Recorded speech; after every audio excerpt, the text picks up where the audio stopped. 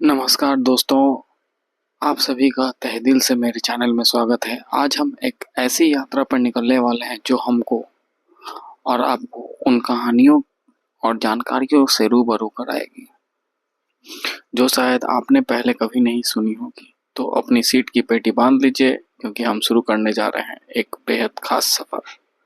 तो चलिए स्टार्ट करते हैं। जैसा कि आपने देखा कि हिंदी भाषा का इतिहास, तो आज हम पूरा हिंदी भाषा का इतिहास, आज मतलब अंतिम है, कल से फिर नया चैप्टर हम लोग स्टार्ट करेंगे। वीडियो लंबा होगा तो धैर्य पूर्वक सुनना है, समझना है, क्योंकि अभी बहुत सारा एग्जाम आ रहा है सरकारी, उसको क्रैक करना है। प्लस वीडियो को लाइक, शेयर और सब्सक्राइब जरूर कीजिएगा। मेरे चैनल को सब्सक्राइब कीजिएगा, ठीक है। चलिए स्टार्ट करते हैं। अपभ्रंश। अपभ्रंश भाषा मध्यकालीन आर्य भाषा की तीसरी अवस्था है। इसे तृतीय प्राकृत भी कहा जाता है। अपभ्रंश का शाब्दिक अर्थ है बिगड़ा हुआ या गिरा हुआ। आचार्य हेमचंद्र व बागभट्ट ने अपभ्रंश को ग्राम भाषा तथा दंडी ने आभीरादि की भाषा कहा है। अपभ्रंश शब्द का सर्वप्रथम उल्लेख पतंजलि ने अपने महाभाष्य में किया है। डॉक्टर उदय नारायण तिवारी ने अपनी पुस्तक हिंदी भाषा का उद्गम व विकास में अपभ्रंश का जन्म काल 700 ईस्वी स्वीकारा है। डॉक्टर नामवर सिंह भी अपने ग्रंथ हिंदी के विकास में अपभ्रंश का योगदान में अपभ्रंश का काल 700 ईस्वी स्वीकार करते हैं। डॉक्टर भोलानाथ तिवारी अपभ्रंश का जन्म 500 ईस्वी के आसपास मानते हैं। तो बतवा तो बराबर ना हुआ, 200 साल का ना दिक्कत है। अपभ्रंश के भेद। नागर गुजराती की बोली, गुजरात की बोली मतलब। उपनागर राजस्थान की बोली। ब्राचर सिंध की बोली। दुहा का अर्थात होता है दोहा, भी मूलतः अपभ्रंश भाषा की छंद है, ठीक है। अपभ्रंश का क्षेत्रीय रूप व भाषाएं। अपभ्रंश सौरसेनी भाषाएं क्या है? पश्चिमी हिंदी, राजस्थानी, गुजराती। पैसाची पंजाबी है। ब्राचर सिंधी। खस पहाड़ी, महाराष्ट्री, मराठी। अर्ध मागधी पूर्वी हिंदी। मागधी बिहारी, उड़िया, बांग्ला, असमिया। अपभ्रंश के महान कवि स्वयंभू हैं, जिन्होंने पउमचरियु, ठीक है, पउमचरियु और रिठिने मिचरियु तथा स्वयंभू छंद नामक 3 ग्रंथों का रचना की। परमचरियु एक पूर्ण ग्रंथ है, फिर भी इसमें राम का चरित्र विस्तार में से वर्णित है। कथा के अंत में राम निर्वाण प्राप्त करते हैं। अपभ्रंश के दूसरे कवि पुष्पदंत 10वीं शताब्दी में हुए। इनके भी 3 रचनाएं हैं, महापुराण, नयकुमार चरियु और जसहर चरियु। अपभ्रंश के तीसरे प्रमुख कवि धनपाल ने 10वीं शताब्दी में भविष्यत कहा की रचना की। अपभ्रंश साहित्य के समर्थ कवियों में अब्दुल रहमान का नाम आता है, जिन्होंने संदेश रासक लिखी। संदेश रासक एक खंड काव्य है जिसमें विक्रमपुर की एक वियोगिनी की विरह कथा वर्णित है। कनकामर मुनि की कर क उच्चरित अपभ्रंश काल की प्रसिद्ध रचना है। अपभ्रंश काल की रचनाएं व रचनाकर। रचनाकर प्राकृत व्याकरण जैन आचार्य हेमचंद्र। प्रबंध चिंतामणि मेरुतुंग। प्राकृत पैंगलम लक्ष्मीधर राउलवेल रोडा। संदेश रासक अब्दुल रहमान। पाहुर दोहा राम सिंह। उपदेश रसायन रास जिंदत सूरी। कीर्तिलता व कीर्ति पताका विद्यापति। श्राव काचार देवसेन। अपभ्रंश की विशेषताएं। अपभ्रंश को उकार बहुला भाषा कहा गया है। सामान्यतः अपभ्रंश ट वर्ग प्रधान भाषा है। इसमें इसको टवर्गी न कहते हैं कि बहुलता है। अपभ्रंश में दो वचन तथा दो लिंग मिलते हैं। नपुंसक लिंग का उदाहरण नागर अपभ्रंश में मिलता है। अपभ्रंश अपभट्ट और पुरानी हिंदी का संबंध। अपभ्रंश का प्रयोग साहित्य में 12वीं शताब्दी तक होता रहा, परंतु 1000 ईस्वी तक आते आते यह हिंदी के रूप में प्रतिष्ठित हो गई।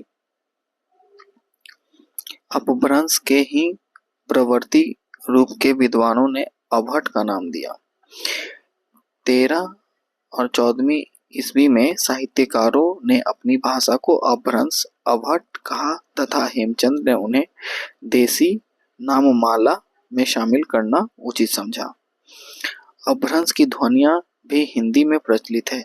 कुछ नई ध्वनियों का भी हिंदी में विकास हुआ। हिंदी शब्दों की इसी अधिकता को लक्षित कर महापंडित राहुल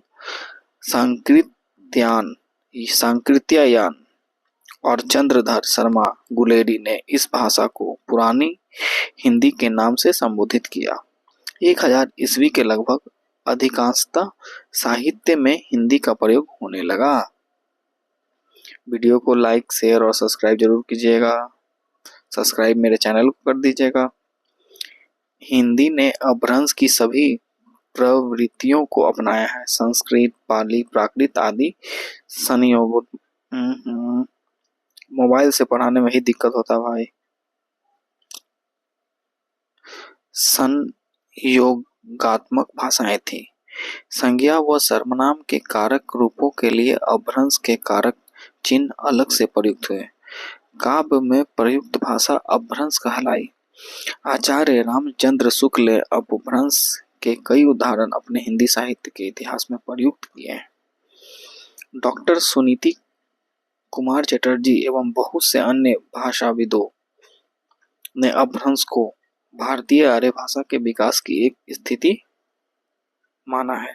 इनके अनुसार सौर सेनी अपभ्रंश अर्थात अपभट्ट मध्य देश के अतिरिक्त बंगाल आदि प्रदेशों में भी काव्य भाषा के रूप में प्रयुक्त होती रही। मागधी अपभ्रंश से ही बिहारी, बांग्ला, असमी और उड़िया भाषाओं का विकास हुआ। सौर सेनी अपभ्रंश से पश्चिमी हिंदी, पंजाबी और गुजराती विकसित हुई। मार्कंडे और कुछ अन्य विद्वानों ने अपभ्रंश के 3 प्रकार बताए हैं, जिनमें नागर से गुजरात की, उपनागर से राजस्थान की, प्राचर से सिंध की बोली विकसित हुई। इस प्रकार पुरानी हिंदी अर्थात अपभ्रंश और अपभट्ट से ही हिंदी का विकास हुआ। पूरा कहानी है, पूरा हिस्ट्री है हिंदी के बारे में। हिंदी कहाँ से आया, क्यों आया, कैसे आया। सिद्ध साहित्य में यदा कदा अपभ्रंश के दर्शन होते हैं। मुख्य रूप से सिद्धों अपनी रचनाएं हिंदी के तत्कालीन लोक प्रचलित रूप में लिखी। सिद्धों आधुनिक भारतीय आर्य भाषाएं 1000 ईस्वी अद्यतन। अपभ्रंश के क्षेत्रीय रूपों से विकसित आधुनिक आर्य भाषाएं। पश्चिमी हिंदी, पूर्वी हिंदी, राजस्थानी, गुजराती, पंजाबी, सिंधी, मराठी, बिहारी, बंगला, असमिया, उड़िया, पहाड़ी आदि है। पश्चिमी हिंदी की खड़ी बोली विकसित होकर आज की मानक हिंदी राजभाषा बन गई है। डॉक्टर जॉर्ज ग्रियर्सन ने आधुनिक भारतीय आर्य भाषाओं का वर्गीकरण निम्न प्रकार से किया है। बाह्य उपशाखा, उत्तरी पश्चिमी समूह लहंता सिंधी, दक्षिणी समूह मराठी, पूर्वी समूह उड़िया, बिहारी, असमिया, बांग्ला। बांग्ला बोलचिस। मध्य उपशाखा, पहाड़ी समूह नेपाली या पूर्वी पहाड़ी, मध्य पहाड़ी, पश्चिमी पहाड़ी सॉरी। केंद्रीय समूह पश्चिमी हिंदी, पंजाबी, गुजराती, खानदेशी, राजस्थानी। मध्यवर्ती समूह पूर्वी हिंदी। डॉक्टर हार्ले ने आधुनिक भारतीय भाषाओं को 4 वर्गों में बांटा है। वर्ग और शामिल भाषाएं क्या क्या? पूर्वी गौड़ियन, पूर्वी हिंदी, बांग्ला, असमिया, उड़िया। पश्चिमी गौड़ियन में पश्चिमी हिंदी, राजस्थानी, गुजराती, सिंधी, पंजाबी। उत्तरी गौड़ियन में गढ़वाली, नेपाली, पहाड़ी। दक्षिणी गौड़ियन में मराठी। भोलानाथ तिवारी ने अपभ्रंश का क्षेत्रीय स्वरूपों के आधार पर वर्गीकरण किया है। अपभ्रंश के क्षेत्रीय स्वरूप से विकसित आधुनिक भाषाएं। अपभ्रंश आधुनिक भाषाएं: सौरसैनी, पश्चिम हिंदी, गुजराती, राजस्थानी, पहाड़ी। ठीक है, अपभ्रंश और आधुनिक भाषाएं क्या क्या है? तो सौरसैनी में पश्चिम हिंदी, गुजराती, राजस्थानी, पहाड़ी। मागधी में बांग्ला, बिहारी, असमिया, उड़िया। अर्धमागधी में पूर्वी हिंदी, महाराष्ट्री में मराठी, ब्राचर पैसाची में लहंदा, पंजाबी और सिंधी। स्पष्टता: आधुनिक भारतीय आर्य भाषाओं का विकास अपभ्रंश से हुआ। भारत में उस समय अपभ्रंश के विभिन्न रूप प्रचलित हैं: सौरसैनी, मागधी, अर्धमागधी, महाराष्ट्री आदि। आधुनिक आर्य भाषाओं का स्रोत संस्कृत रही है, इसलिए आर्य भाषाओं में संस्कृत के प्रचुर शब्द मिलते हैं। सही बात है भाई। हिंदी भाषा का विकास क्रम। हिंदी भाषा का उद्भव और उसके विकास का सही क्रम है संस्कृत, पालित, प्राकृत, अपभ्रंश, आधुनिक हिंदी। हिंदी शब्द का मूल अर्थ है हिंद की भाषा। भारत में मुसलमानों तथा यूरोपियों के आगमन के बाद जन सामान्य की भाषा के लिए हिंदवी, हिंदुई तथा हिंदुस्तानी आदि शब्द प्रचलित हुए। वस्तुतः 18वीं शताब्दी में जब उर्दू का प्रयोग एक भाषा विशेष के लिए रूढ़ हो गया, तब उर्दू और हिंदी के मिश्रित रूपों को हिंदुस्तानी कहा जाने लगा। कालांतर में फोर्ट विलियम कॉलेज की स्थापना के बाद वहां के भाषा विभाग के अध्यक्ष गिलक्राइस्ट ने भारत की प्रमुख भाषा को हिंदुस्तानी कहा। हिंद भाषा का वर्तमान रूप अपभ्रंश भाषाओं से विकसित हुआ है। हिंदी भाषा के विकास में खड़ी बोली का महत्वपूर्ण योगदान है, जो आधुनिक हिंदी का आधार बनी और मानक भाषा के रूप में प्रयुक्त होती आ रही है। हिंदी की बोलियां। भाषा, उपभाषा और बोली में विशेष अंतर होता है। भाषा एक विशाल विस्तृत क्षेत्र में बोलने, लिखने, साहित्य रचना करने तथा संचार माध्यमों के परस्पर आदान प्रदान में प्रयुक्त होती है। भाषा में कई पीढ़ियों के अंतर, स्थान विशेष की जलवायु, दैहिक भिन्नता, भौगोलिक विभिन्नता, जातीय और मानसिक अवस्था में अंतर, रुचि और प्रवृत्ति में परिवर्तन एवं प्रयत्न साधन आदि का कारणों से परिवर्तन होते हैं। अब उपभाषा अपेक्षाकृत विस्तृत क्षेत्र अथवा प्रदेश में बोलचाल में प्रयुक्त होती है तथा उसमें साहित्य रचना भी की जाती है। उपभाषा क्षेत्र में एक से अधिक बोलियां हो सकती हैं। किसी छोटे क्षेत्र में स्थानीय व्यवहार में प्रयुक्त होने वाली भाषा का अल्प विकसित रूप बोली कहलाता है। इसका कोई लिखित रूप अथवा साहित्य नहीं मिलता। क्षेत्र विशेष में साधारण रूप से समाज के व्यवहार में प्रयोग की जाने वाली बोलचाल की भाषा ही बोली है। चलिए आगे बढ़िए जी। अब देखिए किस बोली का उत्पत्ति कहाँ से हुआ, उपभाषाएं क्या है, क्षेत्र क्या है और विशेष क्या है उसका। तो सौरसैनी अपभ्रंश के अंदर पश्चिमी हिंदी, उपभाषाएं पश्चिमी हिंदी है सौरसैनी अपभ्रंश का। और बोलियां क्या क्या है, खड़ी बोली, बांगड़ू। खड़ी बोली कहाँ बोली जाती है? दिल्ली, मेरठ, उत्तर प्रदेश में। इसका आकार बहुला है। फिर सौरसैनी अपभ्रंश पश्चिमी हिंदी में ही बांगड़ू, रोहतक, हरियाणा बोला जाता है, इसका भी आकार बहुला है। फिर सौरसैनी अपभ्रंश पश्चिमी हिंदी में ब्रज भाषा है, मथुरा, आगरा जो कि उत्तर प्रदेश में है, ओकार बहुला है। फिर बुंदेली, ये भी उसी में आता है, बुंदेलखंड मध्य प्रदेश, उत्तर प्रदेश, ओकार बहुला है। कन्नौजी, कन्नौज, उत्तर प्रदेश, ओकार बहुला है। अवधी लखनऊ में बोला जाता है, ये अब आ गया अर्ध मागधी अपभ्रंश पूर्वी हिंदी, तो अवधि लखनऊ उत्तर प्रदेश। उदासीन आकार बहुला है, अर्धमागधी अपभ्रंश पूर्वी हिंदी बघेली रीवा मध्य प्रदेश। उदासीन आकार बहुला है। फिर उसी के अंदर अर्धमागधी अपभ्रंश पूर्वी हिंदी छत्तीसगढ़ी रायपुर छत्तीसगढ़, इसमें कुछ नहीं है विशेष। शोरसैनी अपभ्रंश राजस्थानी हिंदी जयपुरी, जयपुर अजमेर किशनगंज, इसमें ट वर्ग बहुला है। फिर मेवाती राजस्थानी हिंदी में अलवर गुड़गांव भरतपुर, इसमें भी ट वर्ग बहुला है। फिर मारवाड़ी जोधपुर जैसलमेर बीकानेर, मालवी मलबा उज्जैन मेवाड़, इस सब में ट वर्ग बहुला है। सब शोरसैनी अपभ्रंश राजस्थानी हिंदी में आता है। मागधी अपभ्रंश बिहारी हिंदी मगही गया बिहार में आता है, इसका कोई विशेष नहीं है कुछ। मागधी अपभ्रंश मैथिली दरभंगा में बोला जाता है, इसका भी कुछ विशेष नहीं है। मागधी अपभ्रंश भोजपुरी पूर्वी उत्तर प्रदेश और बिहार में बोला जाता है। ई कार बहुला है। का हाल चाल बा भैया भोजपुरी। खस शोरसैनी अपभ्रंश गढ़वाली टिहरी गढ़वाल उत्तराखंड, ठीक है, जहां से मैंने पढ़ाई की थी। खस और सैनी अपभ्रंश में पहाड़ी हिंदी कुमाऊनी अल्मोड़ा नैनीताल, इसका इन दोनों का भी कुछ विशेष नहीं है। नोट, कुछ विद्वानों ने हिंदी की 18 बोलियां मानते हैं, ठीक है। हिंदी भाषा के अंतर्गत 5 उपभाषाएं और 17 बोलियां आते हैं जो निम्न है। पश्चिमी क्षेत्रों की बोलियां खड़ी बोली कौरवी। खड़ी बोली का उद्भव शौरसैनी अपभ्रंश के उत्तरी रूप से हुआ है।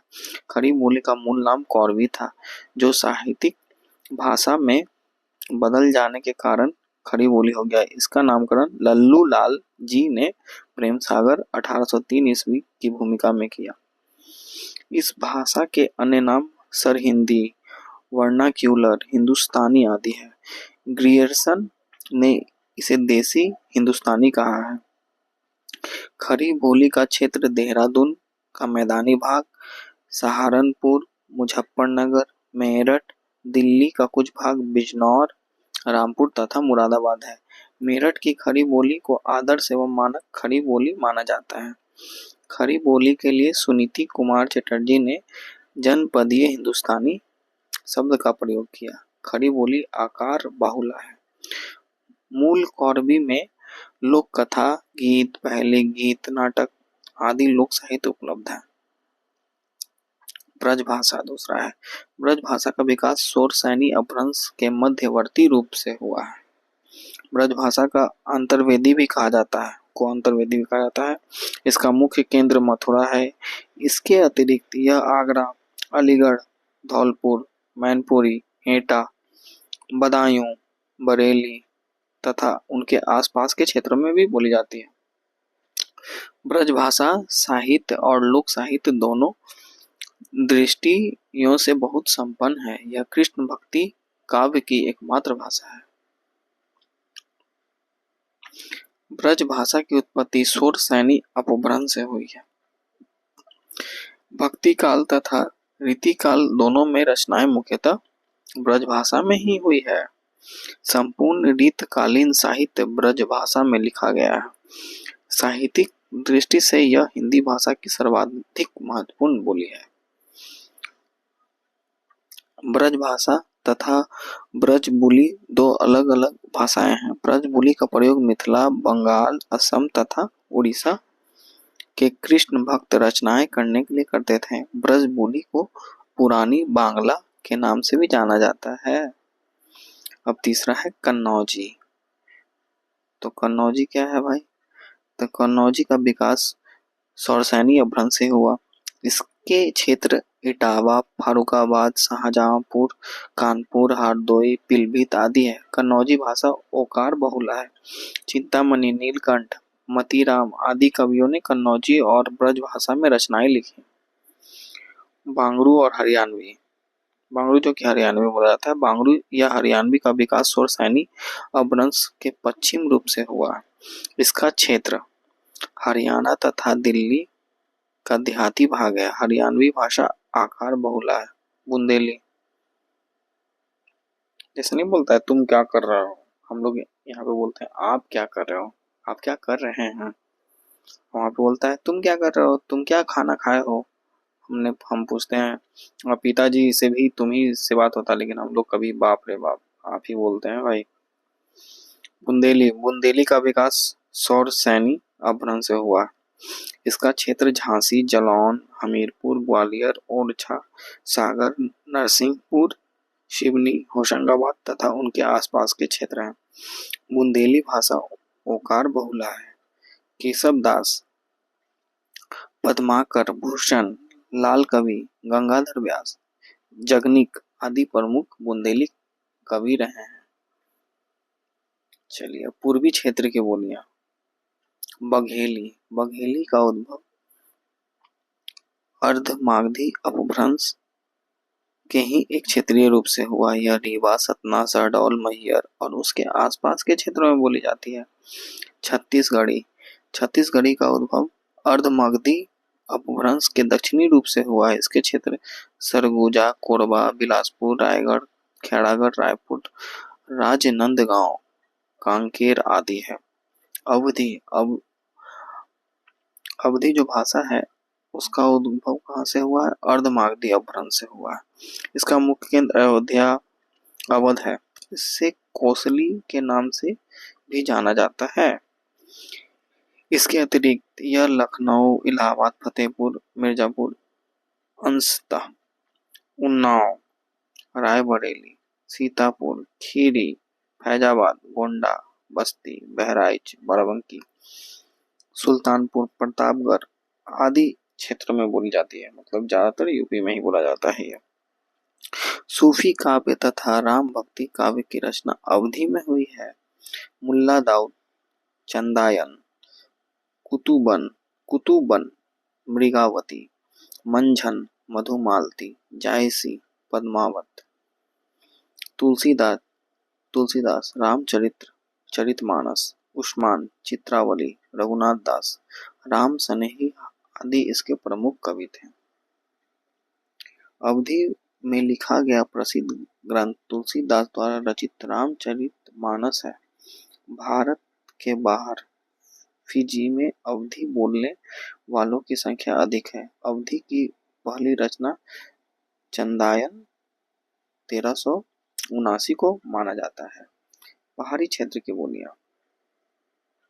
पहाड़ी क्षेत्र के अंतर्गत हिंदी की दो बोलियां आती हैं। पश्चिमी पहाड़ी या यह जौनसार, सिरमौर, शिमला, मंडी तथा चंबा के आसपास के क्षेत्रों में बोली जाती है। मध्यवर्ती पहाड़ी कुमाऊनी तथा गढ़वाली क्रमशः कुमाऊं, गढ़वाल उत्तराखंड क्षेत्र में बोली जाती है। आगे बढ़ते हैं। बिहार क्षेत्र की बोलियां। भोजपुरी मागधी अपभ्रंश के पश्चिमी रूप से विकसित हुई है। इसका मुख्य केंद्र भोजपुर बिहार है।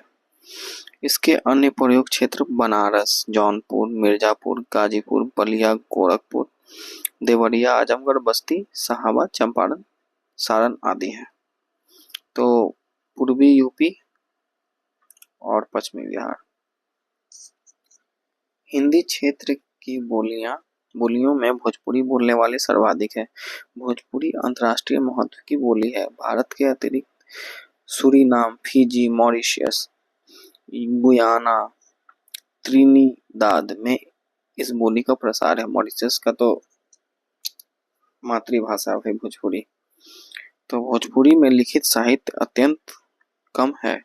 इसके रचनाकार भिखारी ठाकुर को भोजपुरी का शेक्सपियर तथा भोजपुरी के भारतेंदु कहा जाता है।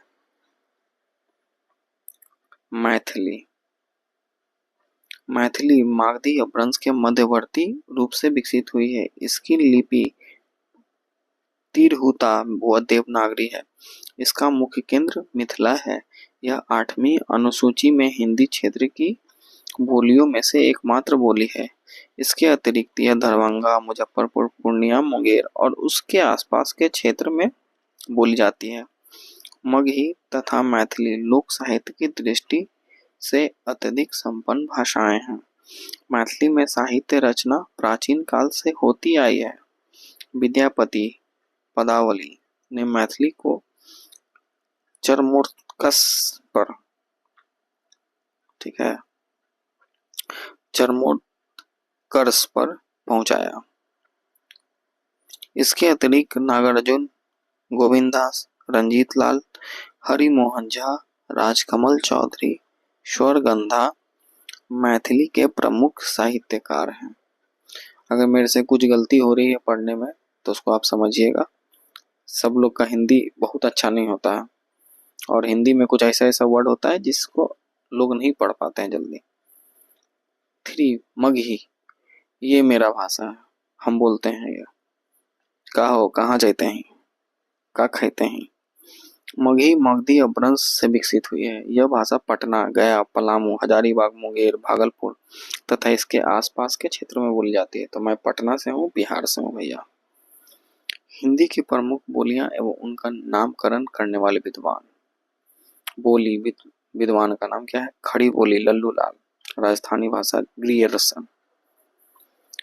ब्रज बोली Ishwar Chandra Gupt, Kauravi Rahul Sankrityayan, Bhojpuri Raymond, Bihari Grierson, Dingal Bankilal, Maithili Colebrook.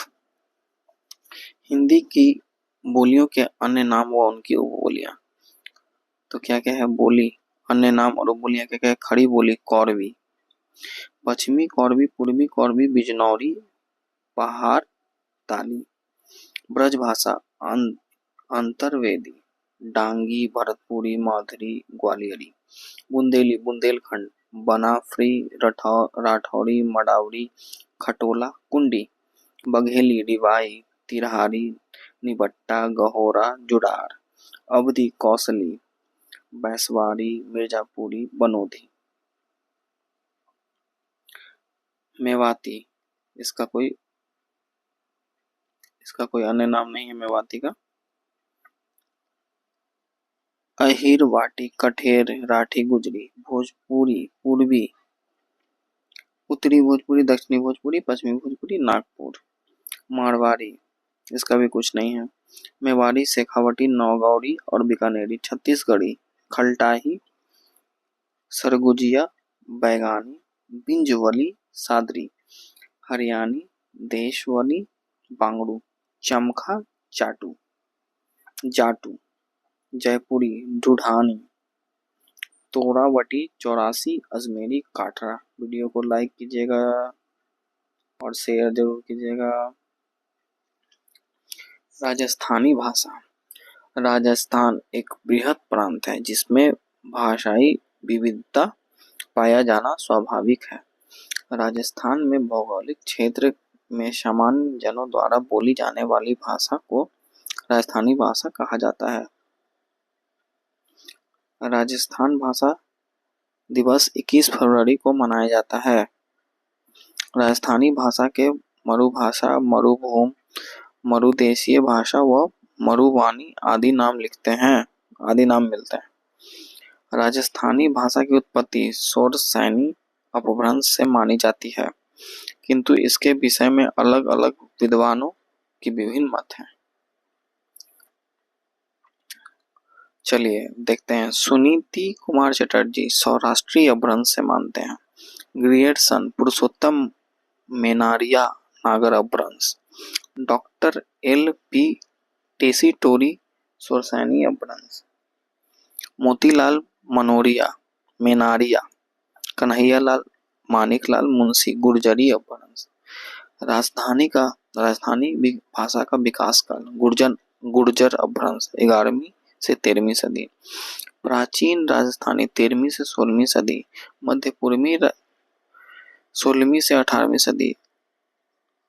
अर्वाचीन Rajasthani 18वीं सदी से अब तक। मध्य पूर्वी 16वीं से 18वीं सदी की को राजस्थानी भाषा का स्वर्णकाल कहा गया है। समझे, मध्य पूर्वी याद रखिएगा, स्वर्णकाल कहा गया। ग्रियर्सन ने राजस्थानी भाषा या बोलियों को 5 तथा डॉक्टर L.P. टेसीटोरी ने 2 भागों में विभाजित किया। डॉक्टर भोलानाथ तिवारी के अनुसार निमाड़ी राजस्थान वर्ग की नहीं बल्कि पश्चिमी हिंदी वर्ग की भाषा है।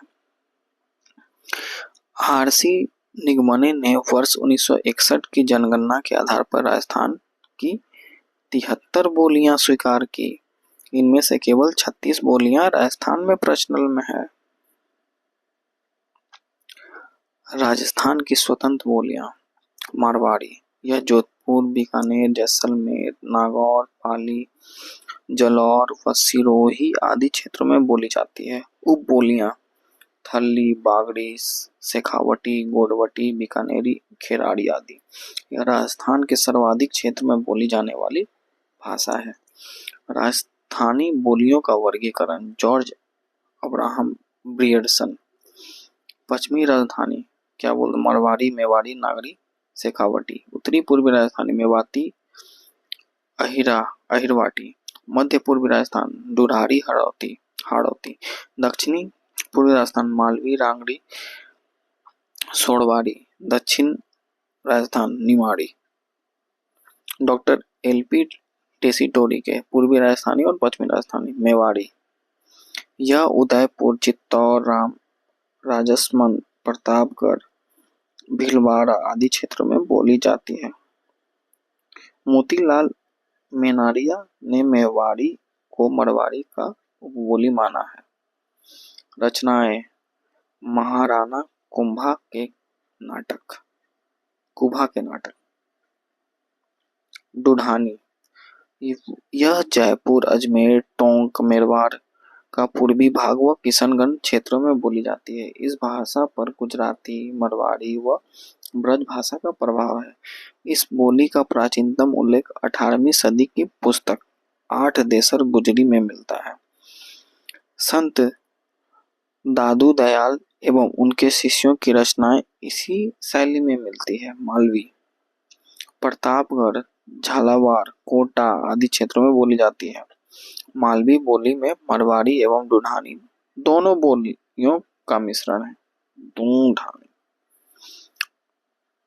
यह कोटा हाड़ौती, यह कोटा, बूंदी, बाणा, झालावाड़ आदि क्षेत्रों में बोली जाती है। हाड़ौती भाषा का सर्वप्रथम प्रयोग केलाव-कृत हिंदी व्याकरण में वर्ष 1975 में हुआ। वर्तनी की दृष्टि से हाड़ौती राजस्थान की सभी बोलियों में से सबसे कठिन समझी जाती है। सूर्यमल मिश्रण की अधिकांश रचनाएं इसी बोली में है। मेवाती, अलवर, भरतपुर, धौलपुर, करौली का कुछ भाग इसमें आता है। इस भाषा पर ब्रज भाषा का अधिक प्रभाव देखने को मिलता है। इस बोली में लाल दासी व चरणदासी संप्रदाय के संतों ने साहित्यिक रचनाएं की। अहिरवाटी, बहरौर व मुंडावर, अलवार एवं कोटपुतली क्षेत्र इसमें आते हैं। जोधराजकृत, हमीर दासो, शंकर राव कृत, भीम विलास काव्य, अली बख्शी ख्याल, लोकनाट्य आदि इसी बोली की रचनाएं। बागड़ी, बांसवाड़ा, प्रतापगढ़, डूंगरपुर का क्षेत्र इसमें आता है। इस बोली पर गुजराती भाषा का प्रभाव है। निमाड़ी, यह दक्षिणी राजस्थान में बोली जाती है, इसलिए इसे दक्षिण राजस्थानी भी कहते हैं। यह मालवी का ही उपबोली है। महत्वपूर्ण परीक्षा का पॉइंट्स क्या क्या है, तो यूरोपीय भाषा परिवार की भारतीय शाखा को भारतीय आर्य भाषा के नाम से जाना जाता है। भारोपीय परिवार सबसे बड़ा एवं चीनी तिब्बती सबसे छोटा भाषाई परिवार है। चीनी एवं तिब्बती भाषा परिवार को एकाक्षरी परिवार की भाषा माना जाता है। हिंदी भारोपीय परिवार की भाषा है। देखिए ये यूपी पुलिस एसआई 2021 में आया था। पाली भाषा का संबंध बौद्ध साहित्य से है। UP police SI 2021। भगवान बुद्ध ने पाली भाषा में उपदेश दिए। अवहट और हिंदी के बीच की कड़ी माना जाता है। विद्यापति की कीर्तिलता अवहट नाम का उल्लेख मिलता है। अपभ्रंश को हिंदी की जननी कहा जाता है। ये यूपी पुलिस कांस्टेबल 2024 में आया था। आधुनिक भारतीय आर्य भाषा का विकास अपभ्रंश से हुआ है। जैन धर्म की भाषा प्राकृत कहलाती है। महावीर स्वामी ने प्राकृत भाषा में उपदेश दिया। अपभ्रंश का सबसे प्राचीन उदाहरण भारत मुनि के नाट्य शास्त्र में मिलते हैं, जिसमें अपभ्रंश को विभ्रष्ट कहा गया है। अर्धमागधी को जैन आचार्यों ने आर्खी तथा आदि भाषा माना। बोलने वालों की संख्या की दृष्टि से हिंदी का विश्व में तीसरा स्थान है। अमीर खुसरो खड़ी बोली में रचनाएं करते थे तथा इन्होंने हिंदी भाषा को हिंदवी कहा था। हिंदी शब्द का सर्वप्रथम प्रयोग फारसी भाषा की रचनाओं में मिलती है। भाषा के क्षेत्रीय रूप को बोली कहते हैं। खड़ी बोली हिंदी का अन्य नाम कौरवी है। मलिक मोहम्मद जैसी ने अपने ग्रंथ पद्मावत की रचना अवधी में की। ब्रजबुली को पुरानी बांग्ला के नाम से भी जाना जाता है। गिलक्राइस्ट ने खड़ी बोली को टकसाली भाषा कहा है। डिंगल का अन्य नाम भाट भाषा है। पृथ्वीराज राठौर द्वारा रचित पुस्तक बेली कृष्ण रुक्मिणी डिंगल भाषा में लिखित है। राजस्थान की भाषा के लिए राजस्थानी शब्द का सर्वप्रथम प्रयोग तथा राजस्थान में बोलियों का वैज्ञानिक अध्ययन जॉर्ज अब्राहम ग्रियर्सन ने किया। कौशल का सर्वप्रथम उल्लेख 8वीं सदी में लिखित कुवलयमाला में मिलता है। हरियाणवी का विकास उत्तरी सौरसैनी अपभ्रंश से हुआ है। डॉक्टर हरिदेव बिहारी दक्षिणी हिंदी को पश्चिमी हिंदी के अंतर्गत रखते हैं। विद्यापति मैथिली भाषा के प्रसिद्ध कवि हैं। एक भाषा के अंतर्गत कई उपभाषाएं और एक उपभाषा के अंतर्गत कई बोलियां आती है। पश्चिमी हिंदी की उत्पत्ति सौरसैनी अपभ्रंश से हुई है। ये भी UPSSSC 2022 में आया हुआ। विश्व की भाषाओं में राजस्थानी भाषा का स्थान 16वां व भारतीय भाषाओं में 7वां है। डिंगल शैली का सर्वप्रथम प्रयोग कुशल लाभ ने पिंगल शिरोमणि ग्रंथ में किया। अब यहाँ से जो मैंने आज पढ़ाया है उसी से संबंधित लगभग 100 सवाल है, ठीक है, प्लस उसका उत्तर है, देख लीजिए आप, ठीक है। तो इसको आपको करना है और इसके लिए मैंने क्या किया है कि डिस्क्रिप्शन में मैं इस लिंक को डाल दूंगा, आप वहां से जाकर डाउनलोड कर लीजिएगा। ये पूरा उसमें मिल जाएगा आपको। उसके बाद बढ़िया से पढ़िएगा, ठीक है। तो उम्मीद है कि यह सफ़र आपको पसंद आया होगा। अगर आप ऐसे ही और सफ़र पर निकलना चाहते हैं तो इस वीडियो को लाइक करें, अपने दोस्तों के साथ शेयर करें और चैनल को सब्सक्राइब करना ना भूलें। मिलते हैं अगली बार एक नई कहानी के साथ। तब तक के लिए धन्यवाद। वीडियो को लाइक, शेयर और चैनल को सब्सक्राइब जरूर करें।